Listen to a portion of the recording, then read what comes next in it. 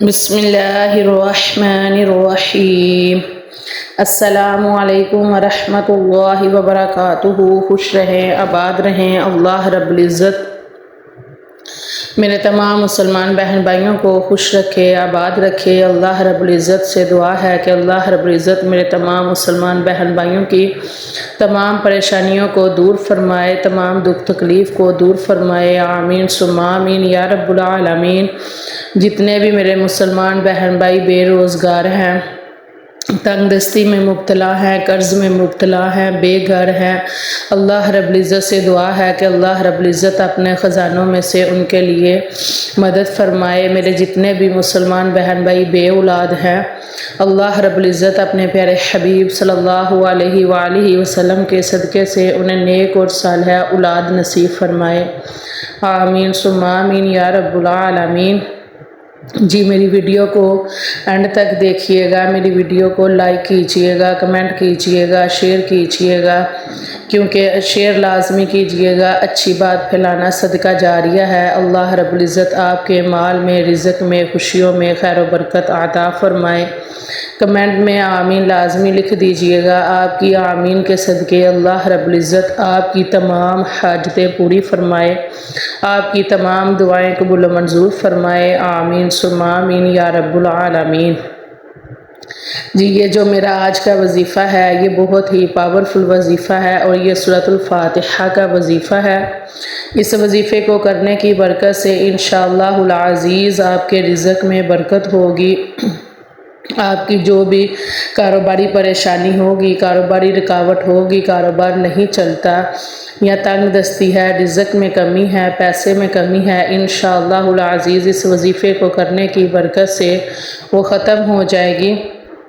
اور میرے جتنے بھی مسلمان بہن بھائی بے اولاد ہیں، اولاد کی خواہش رکھتے ہیں، تو وہ بھی اس وظیفے کو کریں اور اپنے لیے نیک اور صالحہ لمبی زندگی والی خوشیوں والی اولاد مانگیں۔ انشاءاللہ العزیز ان کو نیک اولاد نصیب ہوگی، کیونکہ یہ بہت ہی پاورفل وظیفہ ہے، پاورفل عمل ہے۔ اس کو لازمی کریں اور اس سے فائدہ حاصل کریں۔ جی وظیفہ کرنے کا عمل اور ٹائم میں بتاؤں گی کتنی تعداد میں سورۃ الفاتحہ کا یہ وظیفہ کرنا ہے۔ یہ قرآن پاک کی پہلی سورت ہے اور یہ بہت ہی برکتوں والا وظیفہ ہے، بہت ہی رحمتوں والا وظیفہ ہے۔ اس وظیفے کو لازمی کیجئے گا۔ اللہ رب العزت آپ کے مال میں، رزق میں، خوشیوں میں، گھر میں، اولاد میں خیر و برکت عطا فرمائے۔ آمین ثم آمین یا رب العالمین۔ جی یہ وظیفہ آپ صبح فجر کی نماز کے بعد بھی کر سکتے ہیں یا شام کو آپ عصر کی نماز کے بعد کر سکتے ہیں۔ ان دونوں نمازوں میں سے آپ کسی بھی ٹائم یہ وظیفہ کر سکتے ہیں۔ نمازوں کی پابندی لازمی کرنی ہے، صدقہ خیرات کرنا ہے، رزق حلال کھانا ہے، رزق حلال کمانا ہے۔ جی آپ نے صبح اگر فجر کی نماز کے بعد یہ وظیفہ کرنا ہے تو آپ نے فجر کی نماز ادا کر کے قبلہ رخ بیٹھ کے اول و آخر آپ نے 7 مرتبہ درود پاک لازمی پڑھنا ہے اور آپ نے 41 مرتبہ سورۃ الفاتحہ پڑھنی ہے بسم اللہ شریف کے ساتھ۔ ہر مرتبہ جب سورت شروع کرنی ہے آپ نے بسم اللہ لازمی پڑھنی ہے۔